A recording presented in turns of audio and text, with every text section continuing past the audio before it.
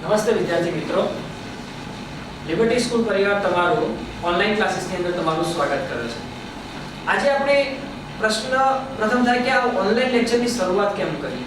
તો તમે જાણો જ છો અત્યારે કોરોનાની જે મહામારી ચાલી રહી છે એ મહામારીનું સોલ્યુશન એટલે કે વિદ્યાર્થીઓને તકલીફ ના પડે, વિદ્યાર્થીઓને અભ્યાસક્રમમાં કોઈ કચાશ ના રહી જાય, એટલા જ માટે આપણે ઓનલાઈન લેક્ચરનું આયોજન કર્યું છે। તમારા હિત માટે સ્કૂલે એક બહુ સારો એવો નિર્ણય લીધેલો છે। તો આજે આપણે જોવા જઈએ તો ધોરણ 12 ની અંદર પ્રથમ લેક્ચર જે વિષય છે ભૌતિક વિજ્ઞાન એની શરૂઆત કરીશું। હવે આપણા માટે પ્રશ્ન થાય કે ભૌતિક વિજ્ઞાનમાં કેટલું ભણવાનું છે, કઈ ટાઈપનું પેપર પૂછાય છે, શું માળખું રહેશે? તો આપણે જોવા જઈએ જૂના પ્રમાણે જોવા જઈએ તો ગઈ સાલના પેપર પ્રમાણે જોવા જઈએ તો ફિઝિક્સની અંદર એટલે કે ભૌતિક વિજ્ઞાનની અંદર કુલ 14 ચેપ્ટર પૂછાય છે અને 14 ચેપ્ટરની અંદર જે માહિતી જે છે એની અંદર બે ભાગ પડે છે, સેમેસ્ટર 1 અને સેમેસ્ટર 2। અને સેમેસ્ટર 1 ની અંદર એટલે કે પ્રથમ ભાગની અંદર આપણી પાસે 8 ચેપ્ટર છે અને બીજા ભાગની અંદર 6 ચેપ્ટર છે। તો પ્રથમ જે ભાગ જે છે સેમેસ્ટર 1 જે છે એની અંદર જે ચેપ્ટર છે 8 છે, એના જો નીટના આધારે જોવા જઈએ, નીટ અથવા JEE ના આધારે જોવા જઈએ તો એના કુલ 5 ભાગ પડે છે। તો આપણે ભાગ ઉપર જઈશું અને આપણે ચેપ્ટરની શરૂઆત કરીશું। તો જોવા જઈએ તો વિદ્યાર્થી મિત્રો બોર્ડ ઉપર મેં કમ્પ્લીટલી લખેલું જ છે અને આપણે સમજીએ કે શું શું છે। તો પહેલા જોવા જઈએ તો પહેલો જે ભાગ પડે છે સેમેસ્ટરની અંદર એ છે સ્થિત વિદ્યુતશાસ્ત્ર। હવે આપણા માટે સ્થિત વિદ્યુતશાસ્ત્ર એટલે શું? તો એક પહેલો જે સ્થિત એટલે કે આપણા માટે લઈ શકીએ સ્થિર, શું લઈ શકીએ છીએ? સ્થિર। અને વિદ્યુત એટલે કે આપણે લઈશું આપણે વીજભાર, શું લઈ ચાલીશું?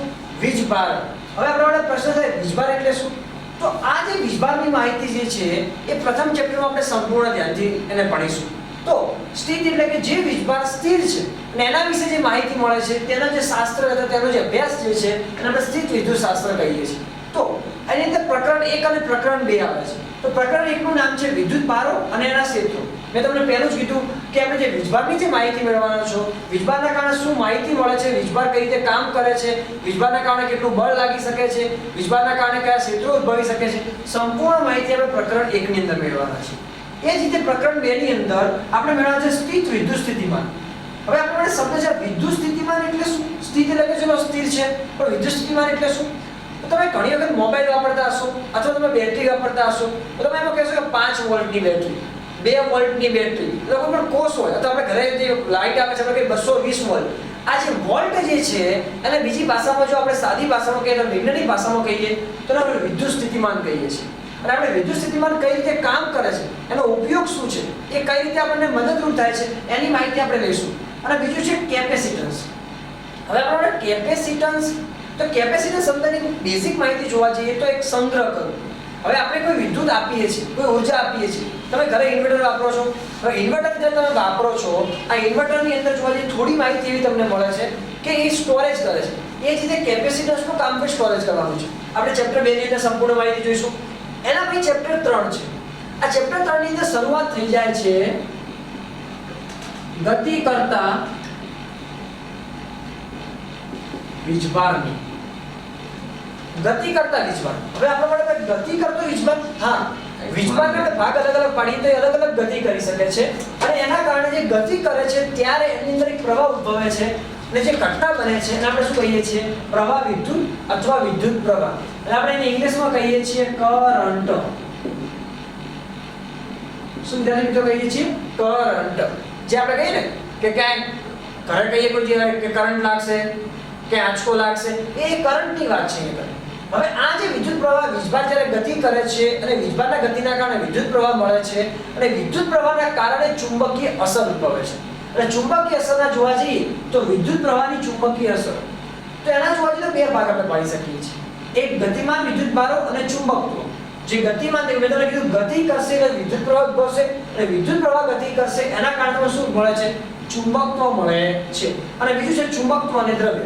એમાં આપણે ચુંબકના અલગ અલગ પ્રકારો જોઈશું, પેરામેગ્નેટિક, ફેરામેગ્નેટિક, ડાયામેગ્નેટિક, એ બધું માહિતીમાં મળશે। એના પછી આવે છે જ્યારે આ ચુંબકત્વના કારણે, હવે આપણને પ્રશ્ન થાય કે આપણે જો વીજભારના કારણે વિદ્યુત પ્રવાહ મળ્યો, વિદ્યુત પ્રવાહના કારણે ચુંબકીય અસર મળ્યો, તો શું ચુંબકીય અસરના કારણે વિદ્યુત પ્રવાહ મળી શકે ખરી? હા મળી શકે। એના માટે જવાબદાર છે વિદ્યુત ચુંબકીય પ્રેરણ। કઈ ઘટના જવાબદાર છે? વિદ્યુત ચુંબકીય પ્રેરણ। આપણે એમાં સમજીશું કે કઈ રીતે ચુંબકીય ક્ષેત્રમાં ફેરફાર કરીએ છીએ ત્યારે આપણને મળી શકે છે। અને એના પછી પ્રત્યાવર્તી પ્રવાહ. પ્રત્યાવર્તી પ્રવાહ એટલે આપણા માટે પ્રત્યાવર્તી પ્રવાહ એટલે થશે અલ્ટરનેટિંગ કરંટ. હવે અલ્ટરનેટિંગ કરંટ એટલે કે આપણા ઘરે જે વીજળી આવે છે કે જે પ્રવાહ આવે છે એક અલ્ટરનેટિવ પ્રવાહ છે, એને આપણે બીજી ભાષામાં કહીએ છીએ એસી. શું કહીએ છીએ? એસી પ્રવાહ પણ કહીએ છીએ. છેલ્લું ચેપ્ટર છે પ્રકરણ 8 વિદ્યુત ચુંબકીય તરંગો. આ વિદ્યુત ચુંબકીય તરંગો આપણા માટે ઇમ્પોર્ટન્સ છે કે આપણે તે કોઈ પણ માહિતી આવે છે, તમે જ્યારે ફોન કરો છો, ફોન દ્વારા ધારો કે એકને ફોન કરો, ધારો કે બીજા ચલો કે આપણે બે નામ લઈએ ગીતા અને સીતા. ધારો કે ગીતા સીતાને ફોન કરે, કેમ સીતાને જ ગયો, કેમ બીજા કોઈને કોલ ના કર્યો? તો એ જ કન્ડિશન બતાવે છે. એના માટે થોડા જવાબદાર છે વિદ્યુત ચુંબકીય તરંગો. આપણે એની સંપૂર્ણ માહિતી જોઈશું. તો વિદ્યાર્થી મિત્રો, આપણે જે સેમેસ્ટર 1 ની અંદર જે ભણવાના છે જે 8 ચેપ્ટર, અને એક બેઝિક ખાલી કોન્સેપ્ટ જોયો કે શું શું ભણવાના છે, કઈ કઈ ઘટનાઓ છે, એની આપણે માહિતી લીધી. હવે વિદ્યાર્થી મિત્રો, આપણે આગળ વધવાનું છે. ચેપ્ટર 1 ની શરૂઆત કરીએ છીએ. આપણે શું શરૂઆત કરીએ ચેપ્ટર 1 ની? તો ચેપ્ટર 1 ની આપણને માહિતી મળે થોડી.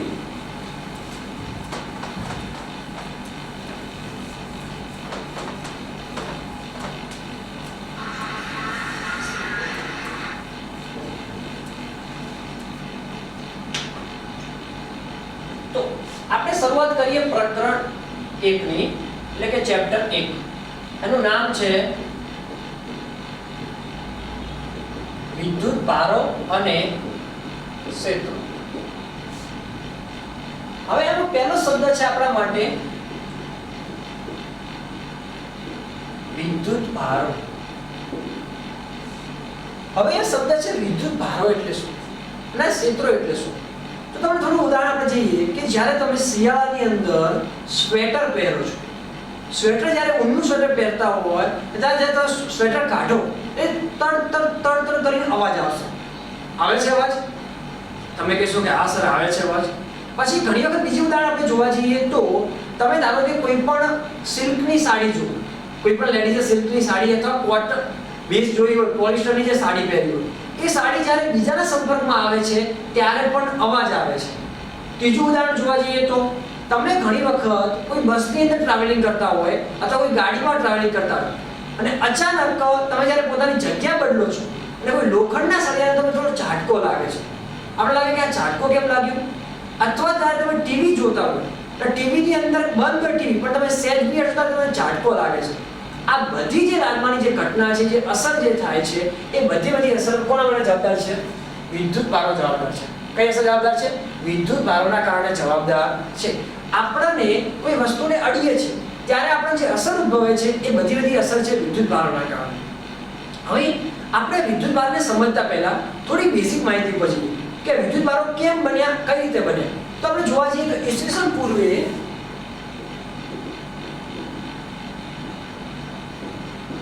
ગ્રીક, ઈસવીસન પૂર્વે 600 ની આસપાસ છે, ગ્રીક દેશમાં આ વિદ્યુત ભારોની શોધ થઈ. વિદ્યુત ભાર. હવે આપણા માટે થાય કે વિદ્યુત ભાર, હા, વિદ્યુત ભારનું બીજું નામ કહેવાય છે ઇલેક્ટ્રોન. શું કહેવાતું હતું ત્યાં? ઇલેક્ટ્રોન. પણ ઇલેક્ટ્રોનનો એક બીજો શબ્દ હતો અને એને કહેવાતું હતું એમ્બર. શું કહેવાતું હતું વિદ્યાર્થી મિત્રો? એમ્બર. હવે આ એમ્બર શબ્દ ઉપરથી જ ઇલેક્ટ્રોન બન્યો અને ઇલેક્ટ્રોન પર શું બને છે? વિદ્યુત ભારો બને છે. હા, આ વિદ્યુત ભારોની જે બેઝિક માહિતી જોવા જઈએ તો શરૂઆતમાં જોઈએ વિદ્યુત ભારોની કોઈ માહિતી નથી, પરંતુ એક હતું કંઈક અપાકર્ષણ, કંઈક આકર્ષણ, એવી કોઈ ઘટનાઓ બને છે અને એ બેઝિક માહિતીને પહેલી શોધ થઈ હતી ઇલેક્ટ્રોનની. પરંતુ આ ઇલેક્ટ્રોનનો શોધનો મેઇન પાયો કોણ છે? એમ્બર. આ એમ્બર છે શું? તો એમ્બર એક પ્રકારની ધાત્વિક વસ્તુ છે. શું છે વિદ્યાર્થી મિત્રો? ધાત્વિક વસ્તુ છે અને એ અસરના કારણે આપણે જોવા મળે કઈ વિદ્યુત ભારોની મળે છે. તો આપણે બેઝિક માહિતી પર જતા પહેલા થોડી વસ્તુ જોઈએ કે કઈ ટાઈપનું એ કામ કરે છે, શું છે અને એને આપણે સમજીએ. હવે વિદ્યુત ભારની દ્રષ્ટિમાં જોવા જઈએ થોડી આકૃતિ ઉપર જઈએ અને થોડા આપણા પ્રશ્નોનું સોલ્યુશન લઈએ.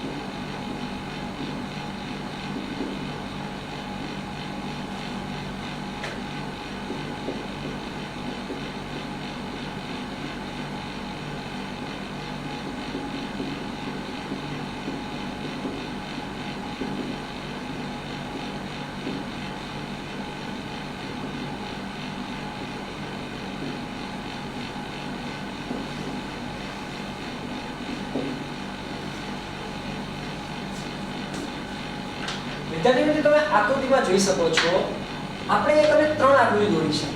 ત્રણ આકૃતિ દોરીને A આ B અને C. હવે ત્રણ આકૃતિ માહિતી શાની આપે છે? તો ત્રણેય આકૃતિમાં એક સેમ કન્ડિશન જોવા મળે છે કે એક રેશમની દોરી દ્વારા એક કાચનો સળિયો, બીજાની અંદર પ્લાસ્ટિકનો સળિયો અને ત્રીજાની અંદર આપણે કાચનો સળિયો શું કર્યો છે? બાંધેલો છે. એટલે કે રેશમની દોરી દ્વારા આપણે કાચના સળિયાને લટકાવેલો છે. હવે આ કાચનો સળિયો ઉપયોગ કઈ રીતે કરવાનો? ડાયરેક્ટ લઈ લેવાનો? ના. આ કાચના સળિયાનો ઉપયોગ કરવા માટે સૌપ્રથમ આપણે કોઈ રેશમનું કે ઊનનું કાપડ લઈ કાચના સળિયાને આ રીતે ઘસવામાં આવશે. શું કરવામાં આવશે? ઘસવામાં આવશે. આ ઘસવાથી શું થશે કે રેશમના કારણે જે છે જે વિદ્યુત ભાર છે રેશમનો જે વિદ્યુત ભાર છે એ કોની અંદર આવી જશે? કાચના સળિયા ઉપર આવશે. એ રીતે આવા બે સળિયો લેવામાં આવશે. જ્યારે પણ રેશમના જે છે રેશમ કે ઊનને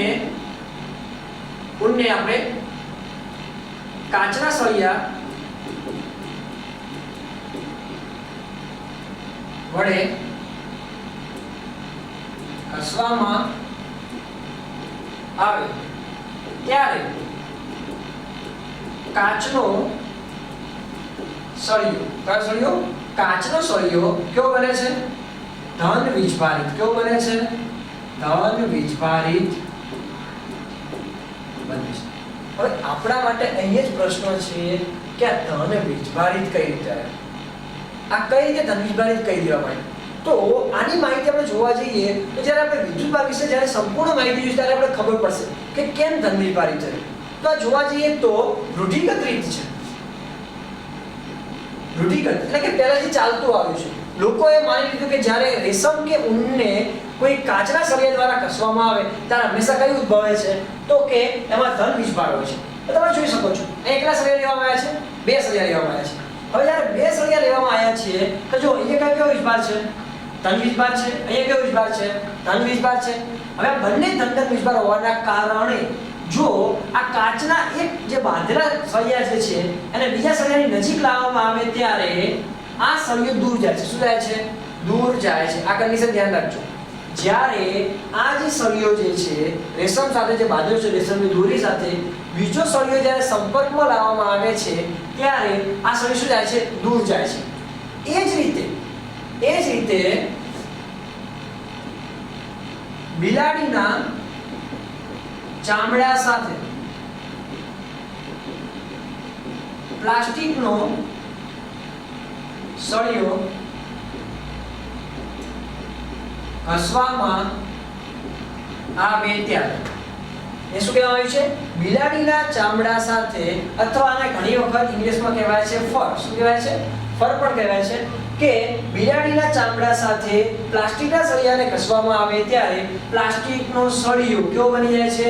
ઋણ વીજભારિત બને છે. એટલે કે એની પર કયો વીજભાર આવે છે? ઋણ વીજભાર આવે છે. તો એક કને જોવા જઈએ તો વીજભારના બે ભાગ પડી ગયા, ધન વીજભાર, ઋણ વીજભાર. તો બેઝિક માહિતી ધ્યાન રાખીશું. તો આપણે પહેલા કયો વીજભાર જોઈ ચૂક્યા છો? ધન વીજભાર. બીજો આપણે કયો વીજભાર મળ્યો છે? ઋણ વીજભાર. આ પણ રૂઢિગત માહિતી છે એટલે કે પહેલાથી ચાલતું આવ્યું છે. લોકોએ માન્યતા આપીને ચાલી જ આવ્યું, એની કોઈ કન્ડિશન પકડવામાં આવી છે નહીં. તો આપણે જોવા જઈએ તો તમે જોઈ શકો છો અહીંયા એવું જ કારણ છે રેશમની દોરી સાથે પ્લાસ્ટિકનો સળિયો બાંધવામાં આવે. એ કયો વીજભાર છે? ઋણ વીજભાર છે.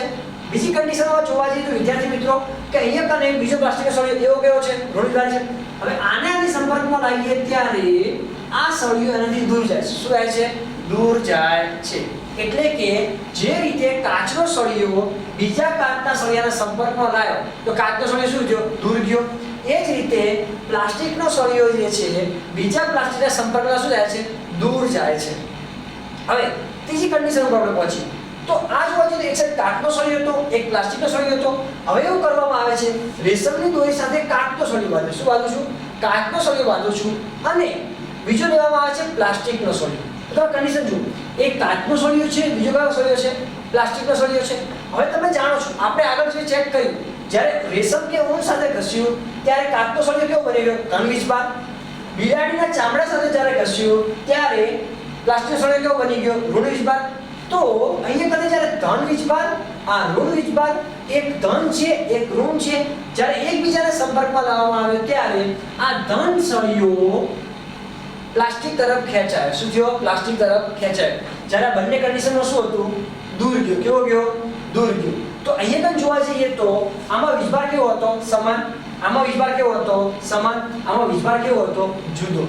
જુદો હતો એટલે શું છે? એકબીજા તરફ આકર્ષણ પામે. તો આના આધારે કન્ડિશન આપણને મળે છે એ બહુ અગત્યની છે આપણા માટે કે આ વીજભાર કેવો હતો? સમાન. સમાન એટલે આપણે લખી શકીએ સજાતીય. શું લખી શકીએ? સજાતીય. સજાતીય વિદ્યુત ભારો વચ્ચે શું થાય છે? અપાકર્ષણ. શું થાય છે? અપાકર્ષણ. એટલે કે જ્યારે બે સમાન વીજભારો નજીક લાવવામાં આવે તો શું થયું? એક સળિયો દૂર ગયો. જ્યારે બીજા એવું થયું કે બે સમાન વીજભાર તો એ નજીક લાવવામાં શું થઈ ગયો? દૂર. અને જ્યારે બે અસમાન એટલે કે વિજાતીય એક ધન ને એક ઋણ એકબીજા નજીક આવે શું થાય છે? પાસે આવે છે. એટલે કે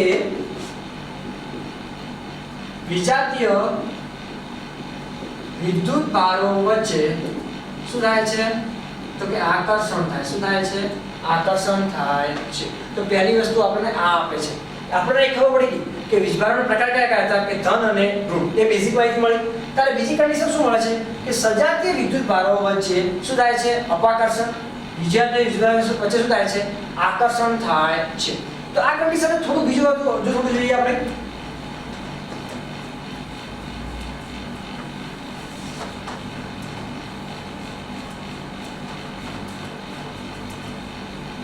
હવે વિદ્યાર્થી મિત્રો આપણે એક બીજો પ્રયોગ કરીએ કે આ સાચું છે કે કેટલું ખોટું છે.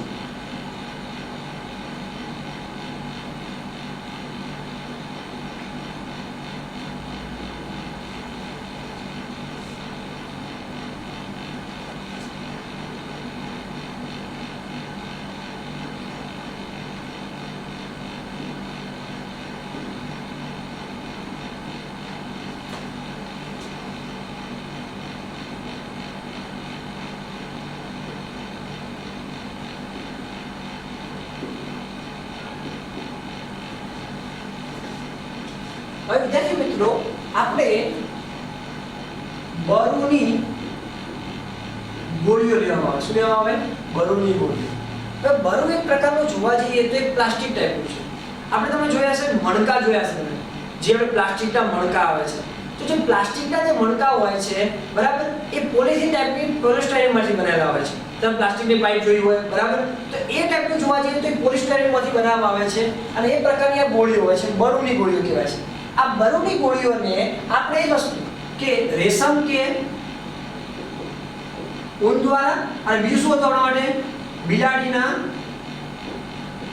ચામડા દ્વારા ઘસવામાં આવે. કારણ કે જે વસ્તુ સળિયા માટે પ્લાસ્ટિકના અને બીજી વસ્તુ શું હતી આપણા માટે કાચના સળિયા માટે લાગુ પડ્યું એવું ને વસ્તુ બરુની ગોળીઓ માટે લાગુ પડે છે. શું દરેક વસ્તુ માટે લાગુ પડે છે? એની સાબિતી ઉપર આપણે જઈશું. તો રેશમને આપણે જોવા જઈએ તો જ્યારે બરુની ગોળી સાથે ઘસવામાં આવ્યો તો એ કયો વીજભાર મળ્યો? પ્લસ. અહીંયા કયો મળ્યો? પ્લસ. આ બંને વીજભાર તમે વચ્ચે જુઓ કે તીર છે. તીરનો મીનિંગ શું છે કે જ્યારે બે વીજભારોને એકબીજાની નજીક લાવવામાં આવે તમે ગણી લો કે આપણી પાસે એક કન્ડિશન છે એક આ ગણી લો એક આ ગણી લો કે આ કન્ડિશનમાં જોવા જઈએ ચલો આપણે એક ઉદાહરણ તરીકે જઈએ આની અંદર કે આ ધન વીજભાર છે ઋણ વીજભાર છે. જ્યારે આ ચલો ધન છે આ બંને નજીક લાવવાની કોશિશ કરું છું તો શું થાય? દૂર જાય. શું થાય છે? દૂર જાય છે. આ ધન છે આ પણ ધન છે આ બંનેને નજીક લાવવાની કોશિશ કરવા શું થાય છે? દૂર જાય છે. એ જ રીતે જોવા જઈએ જો આ ઋણ હોય આ પણ ઋણ જ્યારે એકબીજા નજીક લાવ શું થાય છે? દૂર જાય છે. પણ ધન છે આ ઋણ છે તો બંને નજીક લાવ તો શું આવે છે? નજીક આવે છે. દૂર લઈ જતા છતાં પણ શું આવે છે? નજીક આવે છે. એનો શું થશે કે બે સમાન વીજભાર હતા. કેવા હતા? સમાન વીજભાર. અહીંયા પણ શું હતું? સમાન વીજભાર. ધન ધન ઋણ ઋણ. તો આપણી વચ્ચે શું થાય છે? અપાકર્ષણ. શું થાય છે વિદ્યાર્થી મિત્રો? અપાકર્ષણ. અને એ જ રીતે અહીંયા કયા કયા વીજભાર છે? એક ધન છે બીજું શું છે? ઋણ છે. તો આની વચ્ચે શું થશે? આકર્ષણ. શું થશે? આકર્ષણ. એનું કારણ શું છે? કેવા વીજભારો છે? વિજાતીય વિદ્યુત ભારો છે.